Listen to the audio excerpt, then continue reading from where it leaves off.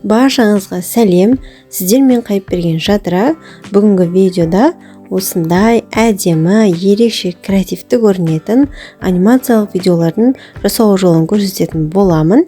Әрі не үшін орыс тілінде жазып кеткені туралы құпиямды да ашатын боламын. Егер де бұл видеоны жасау жолы қызық болса, онда видеоны соңына дейін көріңіз, каналға тіркеліп, видеоға лайк басып отырыңыз. Жұмысымызды бастайық. Бізге ол үшін Render Forest деп аталатын осындай сайт қажет болады. Бұл сайтқа сіздер Google аккаунт арқылы міндетті түрде тіркеліп қоюларыңыз қажет. Менде автоматты түрде шығып тұр. Сіздер бұл сайт арқылы тек қана анимациялық видео емес, және де түрлі веб-сайттар, логотиптер, және де әртүрлі дизайндарды құрастыра аласыздар.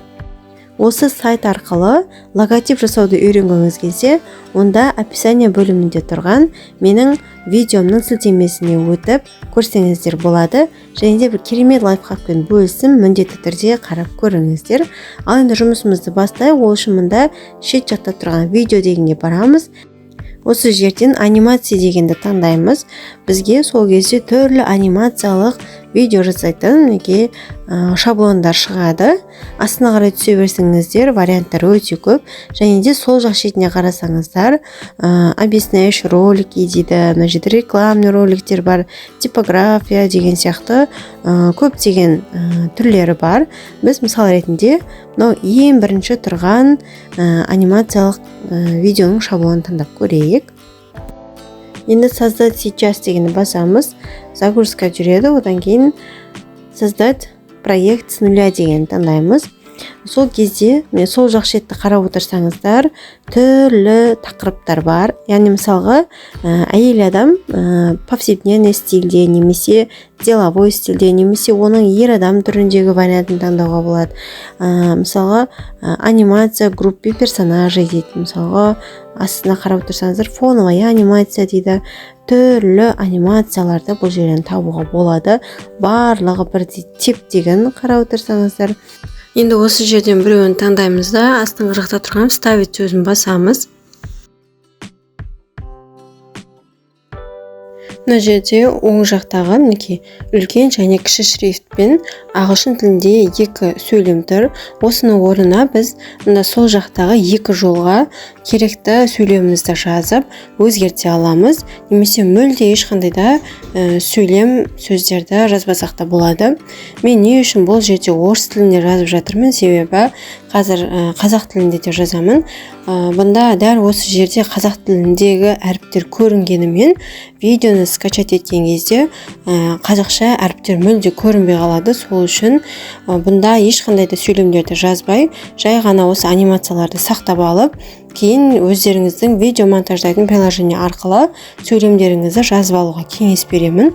Яғни көбіміз CapCut арқылы жұмыс жасаймыз. Мен мысалға осылай видеоның барлығын дайындап аламын да, CapCutқа салып, сөйлемді кейіннен барып жазамын. Мына жоғарыда тұрған продолжительность сцены деген жерде 6 секунд деп тұр. Соның үстінен басып, біз уақытты өзгерте аламыз. Бұндағы барлық сцена 4 және 10 секунд аралығында болады. Мінеке керекті секундқа жылжытып сохранить деген батырманы басамыз. Келесі сценаны қою үшін астындағы үлкен плюс батырмасын үстін басамыз. Сол жақтағы бөлімдердің ішінен мен қарапайым стильдегі әйел адамның персонажын таңдаймын. Осы жерден компьютер алдында отырған әйел адам таңдаймын. Қарап отырсаңыздар, варианттар өте көп. Таңдап алғаннан кейін вставить кнопкасын басамыз. Дәл жаңағыдай уақытын өзгертуге, мұндағы тексттерді өзгертуге болады. Сол жақ шетке текстті мүлде жазбасам, мына ағылшын тілінде жазылған текст шыға ма деп уайымдамаңыздар. Бұл текст, мұнда сол жаққа текст жазбасаңыздар, ешқандай да текст шықпайды. Ал енді келесі персонаж таңдаймын. Бұл жолы поле для изображения дегенге барамын. Жай ғана мышканы әр персонажға жақындатсаңыздар, қалай жұмыс жасайтыны көрінеді. Мен мынау ең бірінші персонаж таңдаймын. Үстіне бір рет чертіп, вставить кнопкасын басамыз. Бұнда әйел адам пультті бір рет басқан кезде мұнда сурет шығу қажет. Мұнда суреттің үстінен мышканың сол жағын бір рет басамыз. Загрузить кнопкасын басамыз және өзіңіздің компьютерде тұрған керекті суретті таңдап, открыть батырмасын басамыз. Сол кезде біздің суретіміз шығады. Астынан заменить изображение деп өзгертуге де болады. Ал қазір біз готово сөзін басамыз. Мұнда сол жақ шеттегі текст жазатын жерге жазсаңыздар да, жазбасаңыздар да болады. Мұнда изменить шрифты деген жер бар. Бұны таңдасаңыздар ақылы түрде өзгерту керек болады. Сол үшін дәл осылай қалдыра беруге кеңес беремін. Тағы да дәл жаңағыдай видеоның уақытын өзгертеміз. Тағы да мен сцена қосқым келіп тұр. Осы жолы фоновая анимация деген бөлімді таңдаймын. Бұл жолда дәл жаңағыдай жұмыстар жасалынады. Егерде сіздерге бір сцена керек болмай қалған жағдайда, немесе өзгерткіңіз келсе, астында тұрған сценалардың списоктарының қатарына мышканы керегіне апарып жақындатасыздар, сонда картинаның суреті шығады. Соны басу арқылы өшіре аласыз, немесе жоғарысында тұрған 3 точканы басу арқылы осы сценаны дубликат етуге немесе заменить етуге болады. Және де осы сцена үстін басып тұрып, екіншісімен, үшіншісімен осылай орындарын ауыстыруға да болады. Енді біз жоғарыда редактировать, стиль, цвет деп тұр. Сол жерден енді стиль бөліміне көшеміз. Бұл бөлімде біз бірінші сценадан екіншісіне, яғни келесі сценаға өтетін переходты таңдаймыз. Мына жерде екі ғана вариант тұр. Осының мен біріншісін таңдаймын. Келесі цвет бөліміне өтеміз. Бұл жерде сол жақ шетте қарап отырсаңыздар, түрлі түске боялған жолақтар тұр. Осының ішінен кез келген таңдаймыз. Астыңғы бөлігінде сіз қандай түсті таңдап жатқаныңыз көрініп тұрады. Осы жерде мен өзіме ұнаған түсті таңдаймын. Одан кейін музыка бөліміне өтеміз. Бұл жерден видеоңыздың ұзақтығына қарай өздері автоматты түрде көптеген музыкалар ұсынады. Үшбұрышты значокты басу арқылы музыканы тыңдаймыз. Егер де ұнап жатса, оң жақтағы жасыл плюс батырмасын басып, осы музыканы добавить ететін боламыз. Ал енді предпросмотр бөліміне өтеміз. Осы жерден быстрый предпросмотр деген таңдаймыз. Не үшін бұны таңдап жатырмын? Себебі бұл тегін болып келеді, ал басқа варианттар ақылы түрде. Егер де ақылы түрдегі вариант таңдайтын болсаңыз, онда видеоның качествосы өте жоғары деңгейде болады, және де Render Forest деген логотип видеоңызда шықпайтын болады.